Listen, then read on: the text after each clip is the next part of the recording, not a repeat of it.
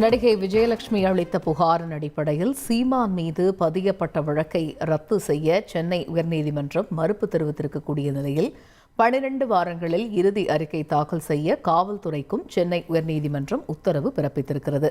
2011ஆம் ஆண்டு அளித்த புகாரை திரும்பப் பெற்ற நிலையில் மீண்டும் அதே புகாரின் அடிப்படையில் வழக்கு பதிவு என திரு சீமான் தரப்பில் குற்றச்சாட்டு முன்வைக்கப்பட்டிருந்த சூழலில் சீமானினுடைய முதல் மனைவி விஜயலட்சுமியா என்று சென்னை உயர்நீதிமன்றம் கேள்வி எழுப்பியுள்ளது.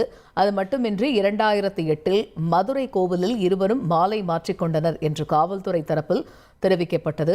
திருமணம் செய்து கொள்வதாக பொய் வாக்குறுதி கொடுத்ததாலேயே 2 முறை சீமானுக்கு எதிராக புகாரை விஜயலட்சுமி வாபஸ் பெற்றார் என்றும் காவல்துறை தரப்பில் தெரிவிக்கப்பட்டிருக்கிறது. இந்த நிலையில் நடிகை விஜயலட்சுமி அளித்த புகாரின் அடிப்படையில் சீமான் மீது பதியப்பட்ட வழக்கை ரத்து செய்ய மறுத்த சென்னை உயர்நீதிமன்றம் 12 வாரங்களில் இறுதி அறிக்கை தாக்கல் செய்ய காவல்துறைக்கு உத்தரவிட்டுள்ளது.